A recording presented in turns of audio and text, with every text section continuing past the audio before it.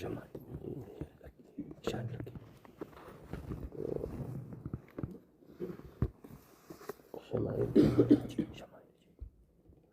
का ख़त्म और फिर ये मुस्लिम, अबू दाऊद, नसाई, इब्न माजा और मिशकात की इब्तिदा आई नसा की किताबों से मुसलसल बिल अव्वलिया पढ़ लेता हूँ, फिर ये इसके अवाइल पढ़ लेंगे, इख्तिताम एक साथ हैं।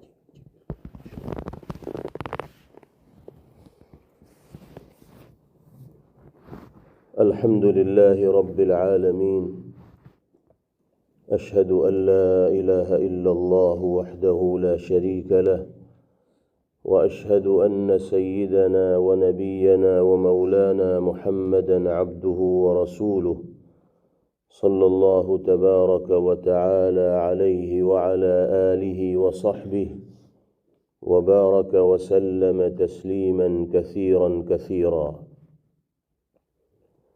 अम्मा बअद, عن أبي قابوس مولى عبد الله بن عمرو بن العاص رضي الله تعالى عنه عن عبد الله بن عمرو بن العاص رضي الله تعالى عنه أنه قال قال رسول الله صلى الله عليه وسلم الراحمون يرحمهم الرحمن ارحموا من في الأرض يرحمكم من في السماء।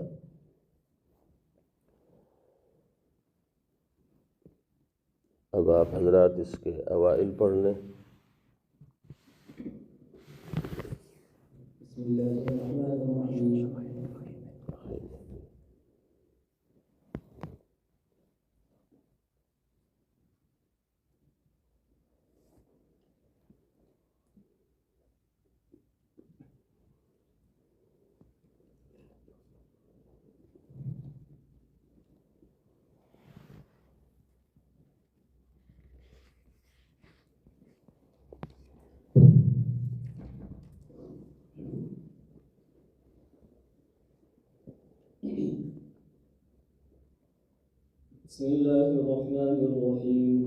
وبأسانيدكم المتصلة إلى الإمام المصنف رحمه الله تعالى قال الإمام أبو الحسين مسلم بن الحجاج رضي الله تعالى عنه بعون الله نبتدئ وإياه نستكفي وما توفيقنا إلا بالله جل جلاله.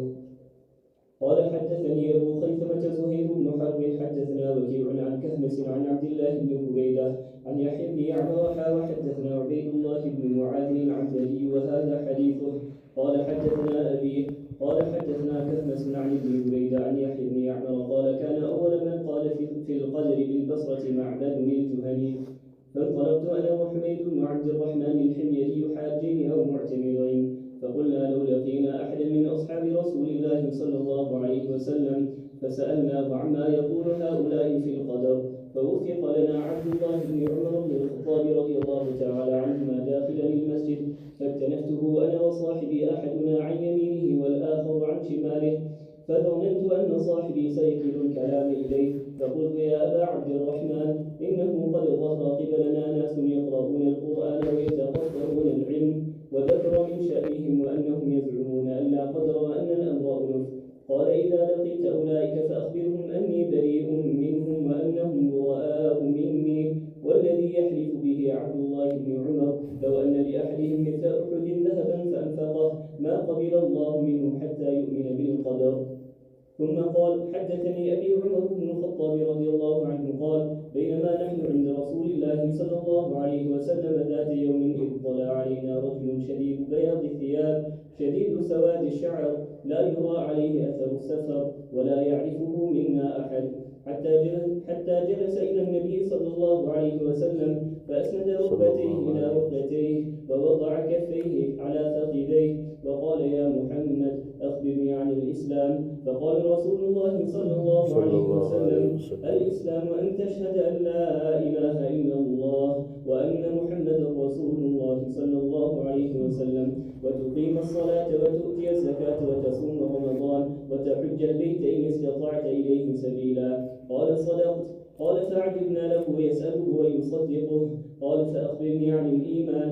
قال أن تؤمن بالله وملائكته وكتبه ورسله واليوم الآخر وتؤمن بالقدر خيره وشره. قال صدقت. قال فأخبرني عن الإحسان. قال أن تعبد الله كأنك تراه فإن لم تكن تراه فإنه يراك. قال فأخبرني عن الساعة. قال ما المسؤول عنها بأعلم من السائل. قال فأخبرني عن أماراتها. قال أن تلد الأمة ربتها وأن ترى الحفاة العراة العالة رياعاء الشاء يتطاولون في البنيان. قال ثم انطلق فلبثت مليا ثم قال لي يا عمر أتدري من السائل؟ قلت الله ورسوله أعلم.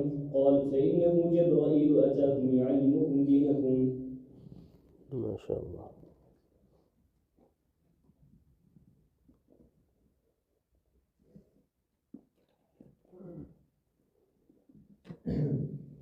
بسم الله الرحمن الرحيم. وبأسانيدكم المتصلة إلى الإمام المصنف رحمه الله تعالى قال: كتاب الطهارة، باب التخلي عند قضاء الحاجة. وبه قال: حدثنا عبد الله بن مسلمة بن كعنب الكعنبي حدثنا عبد العزيز يعني بن محمد عن محمد يعني بن عمرو عن أبي سلمة عن المغيرة بن شعبة رضي الله عنه أن النبي صلى الله عليه وسلم كان إذا ذهب المذهب أبعد.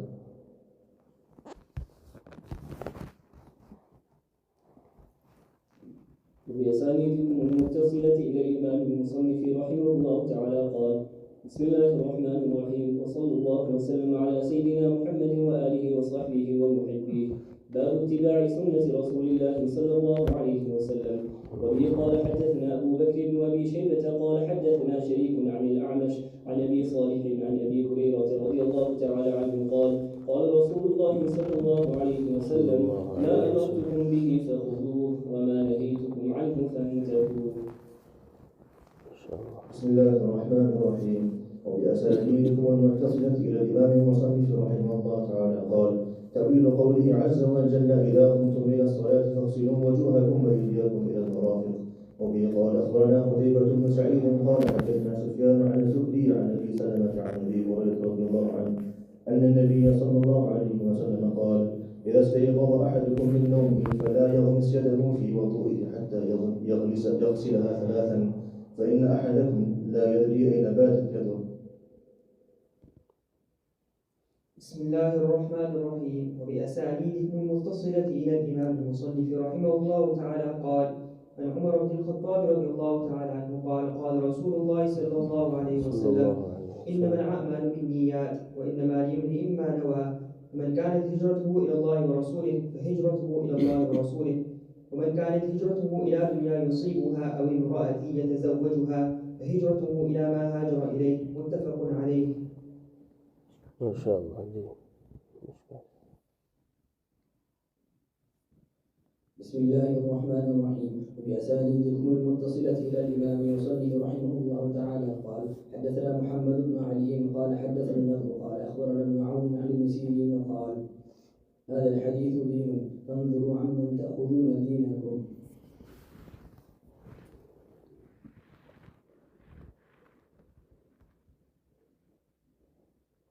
قابل صد احترام حضرات علماء کرام، اساتذہ جامعہ اور عزیز طلبہ، بڑی مسرت و خوشی کا مقام ہے کہ اللہ رب العزت والجلال نے ہم سب کو ایک ایسی مجلس میں شرکت کی سعادت میسر فرمائی ہے جس کو نسبت حاصل ہے سرکار دو عالم جناب محمد الرسول اللہ صلی اللہ تعالی علیہ وسلم کی ذات پاک اور آپ کے اقوال مبارکہ اور ارشادات عالیہ سے۔ ابھی ہمارے سامنے عزیز طلبہ نے صحیح مسلم، سنن ابی داود، سنن نسائی، سنن ابن ماجہ اور مشکات المصابیح کی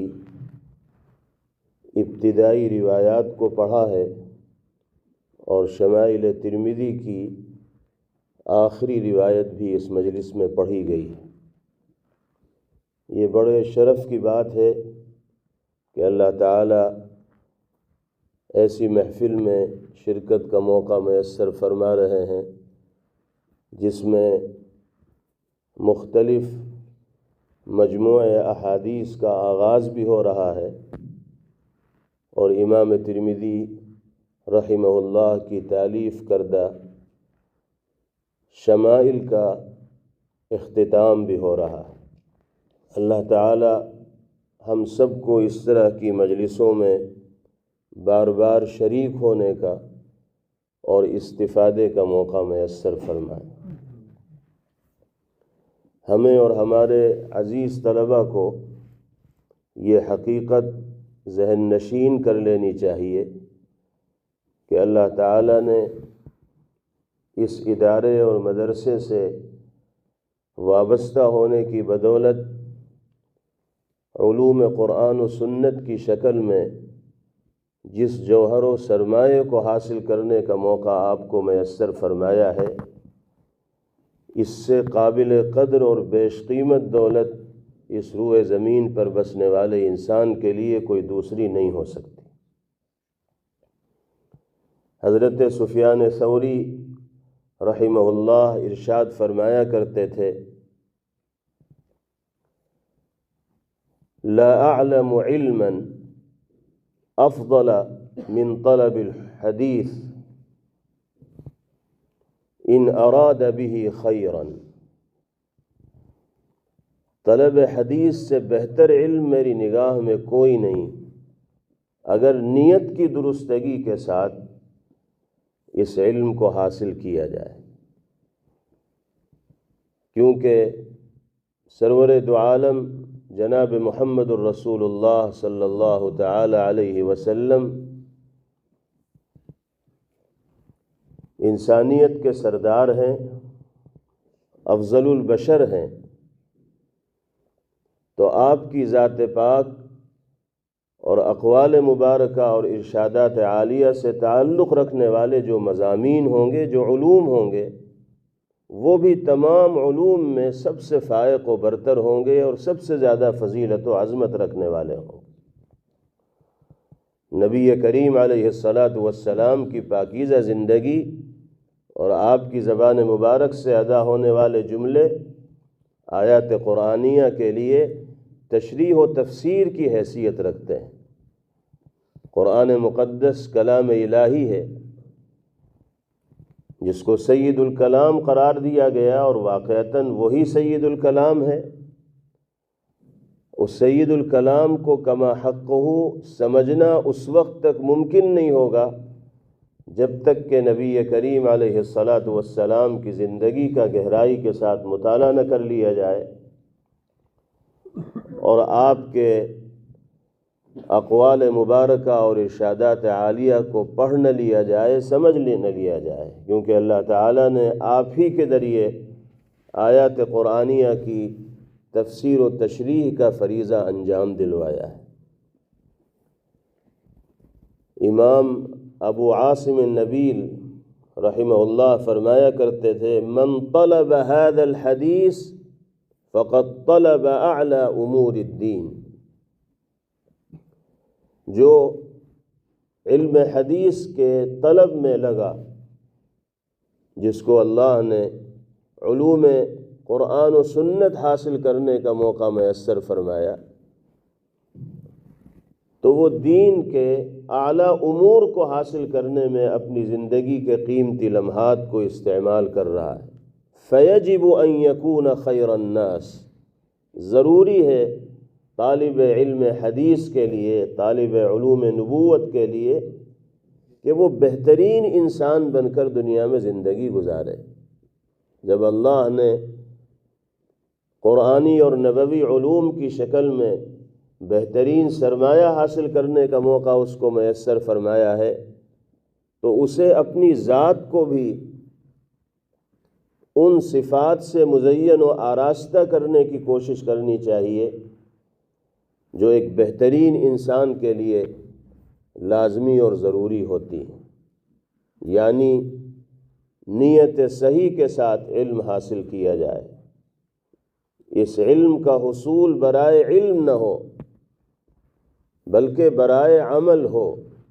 صرف اس لیے علم نہ حاصل کیا جائے کہ ہمیں دنیا عالم کہے گی، دنیا ہمیں فقیہ کہے گی، دنیا ہمیں علامہ کہے گی، دنیا ہمیں جانکار کہے گی، یا دنیا میں ہمارے علم کا ڈنکا بجے گا، یا بہت سی معلومات ہمارے پاس جمع ہو جائیں گی، یہ لکھنے کی صلاحیت ہمارے اندر پیدا ہو جائے گی، ہم مصنف و مؤلف بن جائیں گے۔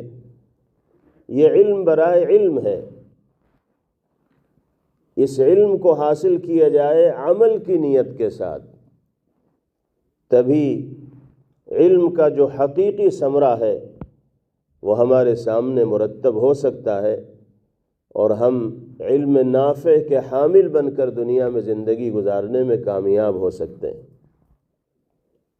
سیدنا حضرت امام احمد بن حنبل رحمہ اللہ علم پر عمل کے حوالے سے اپنی کیفیت ذکر فرماتے ہیں اور ارشاد فرماتے ہیں ما کتبت حدیثا الا وقد عملت به، کوئی ایک حدیث بھی میں نے اپنے قلم سے ایسی نہیں لکھی کہ جس پر عمل کا مظاہرہ نہ کیا ہو۔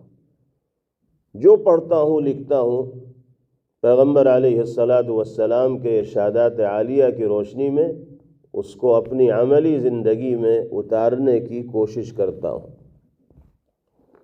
فرماتے ہیں حتی مر بی ان النبی صلی اللہ علیہ وسلم احتجم واعطى ابا طیبة دینارا فاحتجمت واعطیته دینارا، یہاں تک کہ ایک مرتبہ میرے سامنے یہ حدیث پاک گزری کہ نبی کریم علیہ السلام نے پچنا لگوایا، اور پچنا لگانے والے صحابی حضرت ابو طیبہ رضی اللہ عنہ کو 1 دینار اجرت کے طور پر آپ نے مرحمت فرمایا۔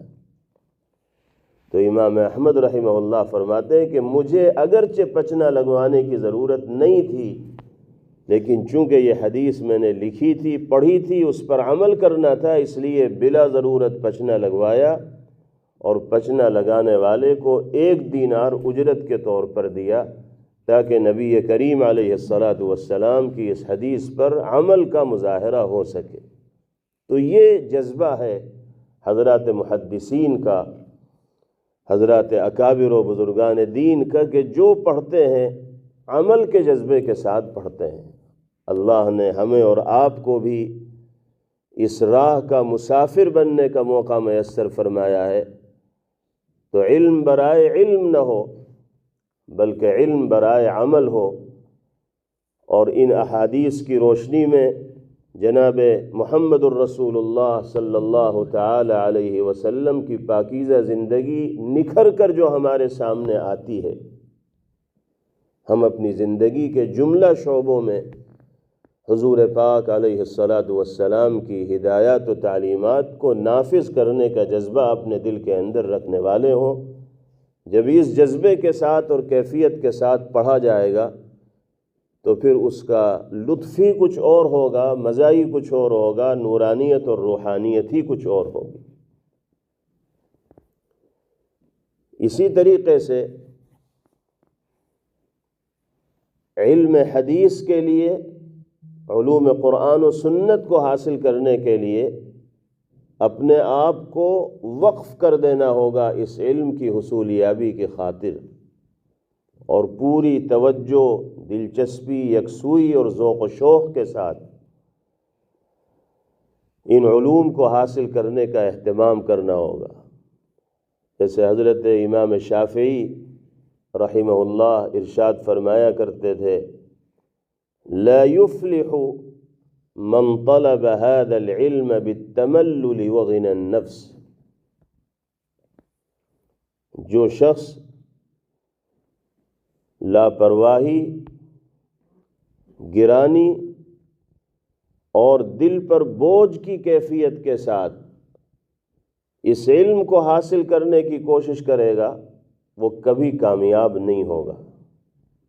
ولیکن من طلبه بذلة النفس وضيق العيش وخدمة العلم فقد افلح، جو اپنے آپ کو علم کو حاصل کرنے کی خاطر قربان کرنے کے جذبے کے ساتھ، علم کی خدمت کے جذبے کے ساتھ، اور علم کی حصولیابی میں آنے والی تمام دشواریوں، مشقتوں اور پریشانیوں کو جھیلنے اور تحمل کرنے کے جذبے کے ساتھ حصولیابی میں لگے گا، قد افلح، تو اب کامیابی اس کے لیے مقدر بنے گی۔ حضرت امام شافعی رحمہ اللہ کا یہ مقولہ طالبان علوم نبوت کے لیے اور راہ علم کے مسافروں کے لیے کامیابی کی کلید اور کنجی کی حیثیت رکھتا ہے۔ جب تک اس جذبے کے ساتھ حصول علم میں ہمارا انہماک نہیں ہوگا، اس وقت تک کما حقہ علم حاصل کرنا اور علوم قرآن و سنت سے استفادہ کرنا ہمارے لیے ممکن و سہل اور آسان نہیں ہو پائے گا۔ اللہ رب العزت والجلال نے یہ عظیم شرف اس ادارے سے وابستگی کی بدولت آپ کو مرحمت فرمایا ہے۔ اس کو غنیمت جانیے اور اس موقع کی قدر کیجیے، اور اپنے سینے کو قرآنی اور نبوی علوم سے مزین و آراستہ کرنے کے لیے جو شرائط درکار ہیں، جو صفات مطلوب ہیں، وہ اپنے اندر پیدا کرنے کی کوشش کیجیے۔ اللہ ہمیں بھی ان صفات کا حامل بنائے اور عزیز طلبہ کو بھی ان صفات کا حامل بن کر زندگی گزارنے کی توفیق عطا فرمائے۔ مشکات المصابیح کا آغاز آپ حضرات کے سامنے ہوا۔ کتب احادیث میں جامعیت کے اعتبار سے یہ کتاب امتیازی مقام رکھتی ہے۔ صاحب کتاب نے، چاہے وہ صاحب مصابیح ہوں اور چاہے صاحب مشکات ہوں، سند سے تعرض نہیں کیا ہے، بلکہ صرف متون کے ذکر پر اس کتاب کے اندر اکتفا کیا گیا ہے۔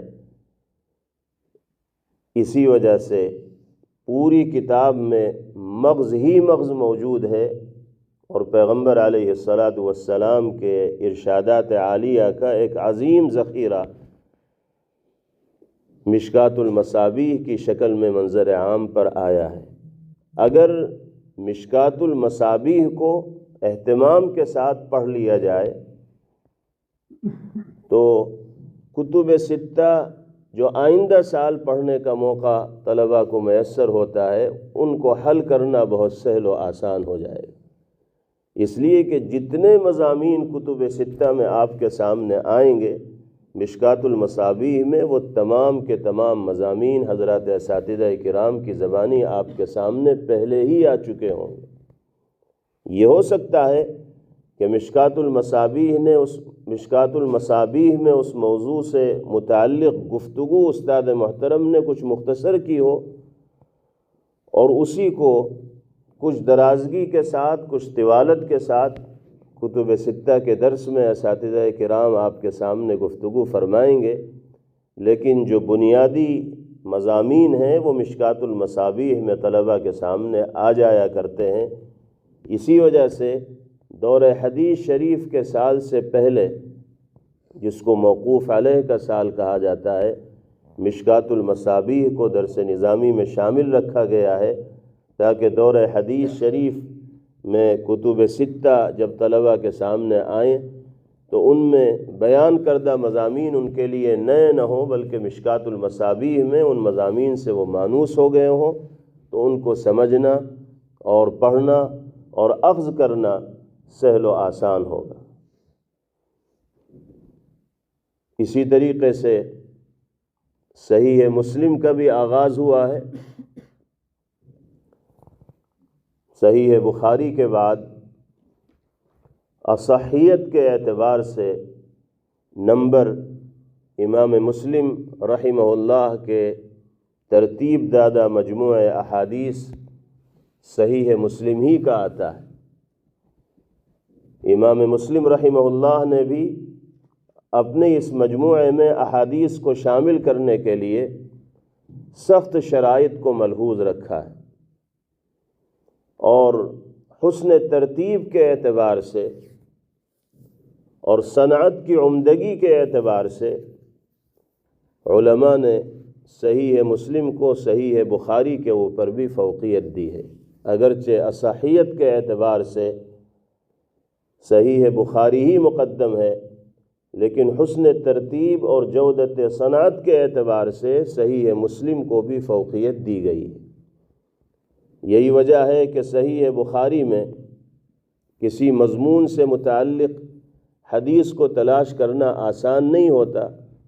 کس حدیث کو کہاں اور کس مناسبت کی بنیاد پر امام بخاری رحمہ اللہ ذکر فرما دیں، کچھ نہیں کہا جا سکتا۔ جو حضرات صحیح بخاری پڑھتے ہیں، پڑھاتے ہیں اور صحیح بخاری سے اچھی طرح واقف ہیں، وہ تو سمجھ جاتے ہیں کہ کہاں یہ حدیث موجود ہوگی اور اس کا فلاں ٹکڑا کس باب کے ذیل میں امام بخاری رحمہ اللہ نے ذکر فرمایا ہوگا۔ ورنہ عام طلبہ کے لیے کسی حدیث تک پہنچنا صحیح بخاری میں آسان نہیں ہوتا، برخلاف صحیح مسلم کے امام مسلم رحمہ اللہ ایک موضوع سے متعلق روایات کو مختلف سندوں کے ساتھ ایک ہی جگہ جمع فرما دیتے ہیں۔ جتنی سندوں کے ساتھ وہ روایات ان کے پاس آتی ہیں، ان تمام سندوں کو یکجا کر دیتے ہیں، اکٹھا کر دیتے ہیں۔ یہی وجہ ہے کہ آپ صحیح مسلم پڑھیں گے تو کئی صفحے آپ پڑھتے چلے جائیں گے اور ایک ہی روایت سندوں کی مختلف تبدیلی کے ساتھ آپ کے سامنے آتی رہے گی۔ تو یہ نہج ہے امام مسلم رحمہ اللہ کا، جو امام بخاری رحمہ اللہ کے نہج سے مختلف ہے۔ ان کا ذوق الگ ہے، انداز الگ ہے، نہج الگ ہے، اور امام مسلم رحمہ اللہ کا نہج الگ ہے۔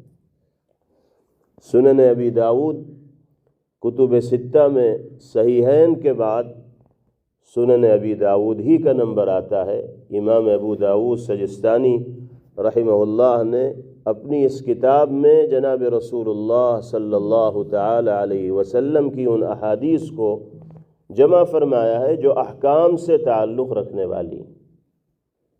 ائمہ اربعہ کے مستدلات کو امام ابو داود رحمہ اللہ نے اپنی اس سنن کے اندر فقہی ترتیب پر جمع کیا ہے، اور احادیث پر جا بجا امام ابو داود رحمہ اللہ قال ابو داود کے ذریعے کلام بھی فرماتے ہیں، جو ان کے امتیازات و خصوصیات کے اندر شامل ہے۔ اسی طرح سنن نسائی کا بھی آغاز ہوا ہے۔ یہ کتاب بھی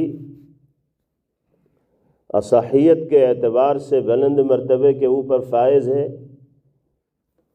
صاحب کتاب نے پہلے السنن الکبریٰ تالیف فرمائی، اور پھر اسی سے اخذ کر کے اور انتخاب کر کے السنن الصغریٰ، جس کو المجتبیٰ بھی کہا جاتا ہے اور جو سنن نسائی کے نام سے معروف ہے، اس کو مرتب فرمایا۔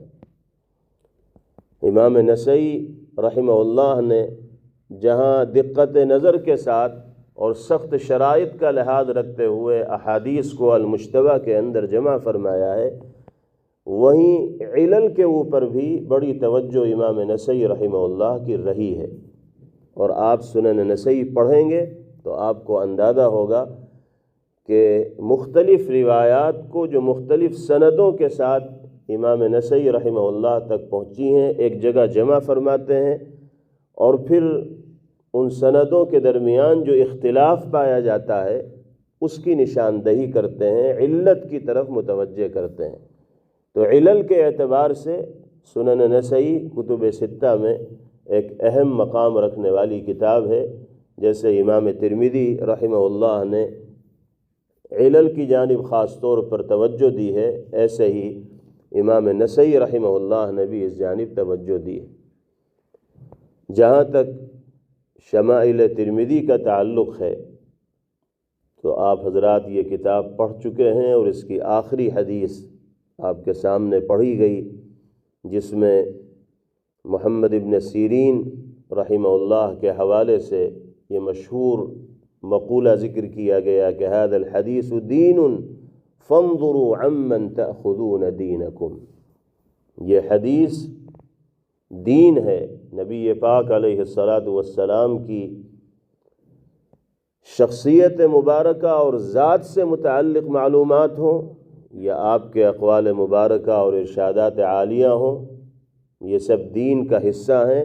معتبر ذرائع سے حضور پاک علیہ السلام سے متعلق ان تفصیلات کو حاصل کیا جانا چاہیے اور اس پر پھر اعتماد اور بھروسہ ہونا چاہیے۔ الشمائل میں نام سے واضح ہے کہ حضور پاک علیہ السلام کی جو شخصیت ہے، آپ کے جسم مبارک کی جو کیفیت صحابہ کرام رضوان اللہ تعالی علیہم اجمعین کی نگاہوں میں سمائی ہوئی ہے، آپ کی گفتگو کا انداز، آپ کے چلنے پھرنے کا طریقہ، آپ کا سلوک، آپ کی عادات، آپ کے اطوار، آپ کا اخلاق اور آپ کے کردار سے متعلق جتنے پہلو ہو سکتے ہیں، امام ترمذی رحمہ اللہ نے شمائل کے اندر ان کو جمع کرنے کی کوشش کی ہے۔ آپ کی مرغوبات کیا ہیں، آپ کی محبوبات کیا ہیں، آپ کی پسندیدہ چیزیں کیا ہیں۔ اگر جذبہ عشق کے ساتھ اس کتاب کو پڑھا جائے اور نبی کریم علیہ السلام کی واقعی اور حقیقی محبت میں ڈوب کر اس کتاب کے مشمولات کو گہرائی کے ساتھ پڑھا جائے تو پھر اس کا لطف اور مزہ ہی کچھ اور ہے۔ اللہ تعالی ہم سب کو ان ہدایات و تعلیمات پر عمل کرنے کی توفیق و سعادت میسر فرمائیں جو ان مجموعہ احادیث کے ذریعے ہم تک پہنچی ہیں، بالخصوص شمائل محمدیہ کے ذریعے نبی کریم علیہ السلام کی زندگی کے جو خد و خال، جو خطوط، جو رہنما نقوش ہم تک پہنچے ہیں، اللہ تعالیٰ ان سب پر عمل ہم سب کے لیے سہل و آسان فرمائے۔ ہمیں اللہ کا بار بار شکر ادا کرنا چاہیے کہ اس نے علوم حدیث سے اشتغال کی شکل میں وہ مصروفیت عطا فرمائی کہ اس سے بہتر مشغلہ کسی انسان کے لیے کوئی دوسرا نہیں ہو سکتا۔ علامہ فربری رحمہ اللہ، جو امام بخاری رحمہ اللہ کے تلمیذ ہیں، شاگرد ہیں اور استاد محترم کی مجالس میں کثرت کے ساتھ شریک رہیں، فرماتے ہیں کہ ایک مرتبہ مجلس درس میں شریک تھا، دیر سے مجلس درس چل رہی تھی، استاد محترم کو میرا چہرہ دیکھ کر یہ احساس ہوا کہ شاید میں کچھ بوریت اور اکتاہٹ محسوس کر رہا ہوں، تھکان محسوس کر رہا ہوں۔ تو امام بخاری رحمہ اللہ نے اپنے شاگرد کو مخاطب کرتے ہوئے ارشاد فرمایا، طب نفسا فإن التجار مع تجاراتهم والصناعون في صناعاتهم وأنت مع النبي صلی اللہ علیہ وسلم وأہلہ۔ فرمایا کہ تم خوش رہو، یہ اکتاہٹ و تھکن تمہارے چہرے سے کیوں محسوس ہو رہی ہے؟